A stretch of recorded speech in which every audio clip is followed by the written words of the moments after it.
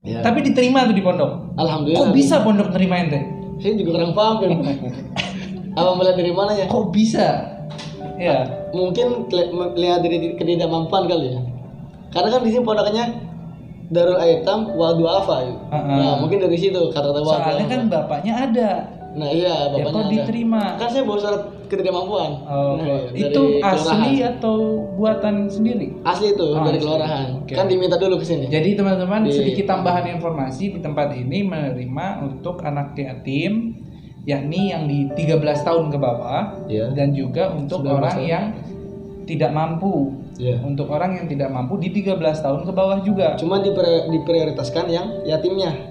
Iya, diutamakan untuk anak-anak yatim yang masuk ke tempat ini gitu. Banyak juga anak-anak yatim yang ada di pondok ini, di tempat ini. Cuman ada juga dari mereka yang enggak yatim tapi mereka duafa, mereka kurang mampu, orang tuanya kurang mampu sehingga anak-anaknya diterima di pesantren ini. Tapi untuk batasan umur pertama kali diterima yaitu 13 tahun ke bawah. Sebelum 13 tahun ketika 13 tahun ke atas mungkin itu agak lebih sulit untuk dipertimbangkannya juga gitu. Tapi kalau 13 tahun ke bawah dan dia sesuai dengan peraturan pondok, sesuai dengan kriteria yang dituju oleh pondok untuk anak itu disetujui masuk ke pondok, ya dia akan mudah untuk diterima ke pondok kalau persyaratan-persyaratannya sesuai dengan aturan-aturan yang ada di pondok ini gitu.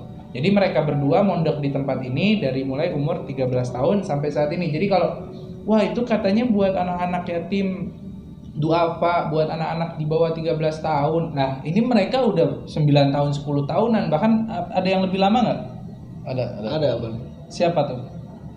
Paling Ada yang sekitar 12 tahun ya? Ada yang udah sampai 12 tahun mondok di sini. hampir ada. Ada yang sampai udah mau 12 tahun di sini. Kalau saya dari kecil. Ya, dari kecil. Jadi jangan ditanya saya. Udah berapa tahun jadi? Saya nggak tahu udah berapa tahun sampai mati insya Allah.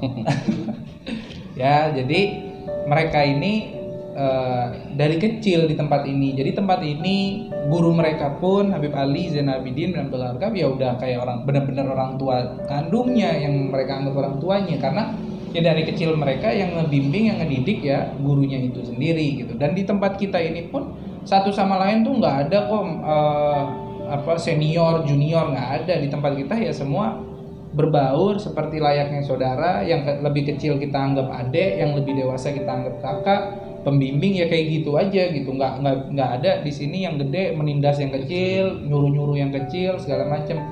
Tapi nggak tahu juga sih kalau itu ada atau enggak. Nanti kita akan bahas di video-video kita selanjutnya untuk anak-anak yang lebih kecil nih dari mereka. Ada juga di sini anak-anak yang berapa yang paling kecil nih sekarang nih? Paling kecil 11 ya ada ya? 9 Umur 9 tahun ada ya di Ada. sini. Umur 9 tahun aja ada, tapi nggak gampang juga. 9-10 tahun ya. Nggak gampang juga itu anak masuk ke tempat ini karena kalau dia masih ngompol, dia masih nggak mandiri ya kan pondok juga akan susah ngedidiknya gitu. Tapi balik lagi ke si anak, mau dia 9 mau 10 tahun, kalau anaknya itu kita lihat mandiri, untuk dirinya sendiri tidak menyulitkan orang lain, ya kemungkinan besar dia akan diterima di tempat ini ya terus gitu, mondok di tempat ini bisa langgeng gitu loh.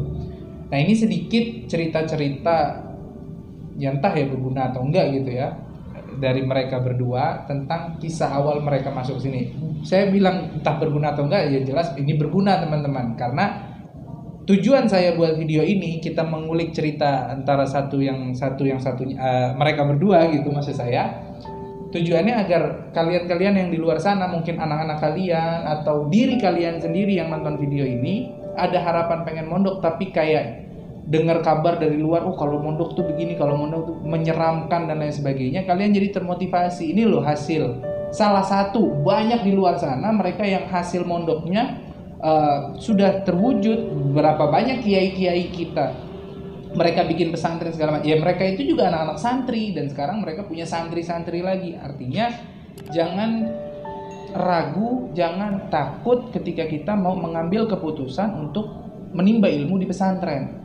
Karena insya Allah masa depan kita jelas kok.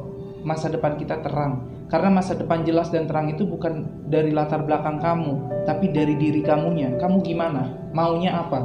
Apa perjuangan kamu untuk masa depan kamu? Sekarang oke, saya pengen biar jadi kiai, saya pengen biar jadi ustadz. Dia mondok di sini 20 tahun. tapi di pondok nggak mau belajar, di pondok nggak mau nimba ilmu, nggak mau, nggak sama sekali nggak mau belajar, udah cuman tidur makan. Kira-kira jadi ustadz nggak? Itu jauh dari kemungkinan. Jauh dari kemungkinan. Wah, ya bisa aja Beb, ilmu laduni. Kadang-kadang kan ada yang begitu tuh orang ngomongnya gitu. Ya ada mungkin yang kayak gitu, tapi 1-2 orang. Tapi kembali lagi keseriusannya. Kalau dia, saya pengen jadi ustadz, ya serius dong. Jadi ustadz itu gimana? Kamu harus ngerti ilmu agama. Ya kamu pelajari dong ilmunya. Jangan seperti orang-orang yang mungkin di luar sana, mereka baru belajar 1-2 ilmu, terus mereka menghakimi orang-orang yang mungkin ilmunya jauh lebih tinggi dari mereka. Seperti kondisi kita saat ini sebenarnya di COVID-19 ini pun kalau kita mau bahas tentang agamanya, kayak sholat Jumat jadi permasalahan, kayak sekarang nih kita di dalam bulan suci Ramadan, sholat tarawih jadi pembahasan. Gimana nih sholat tarawih, masjid ditutup, orang marah, masjid nggak ditutup takut COVID, ini harus kemana? Wah, ada perdebatan, ada yang pro, yang setuju ditutup saja, ada yang nggak setuju tutup.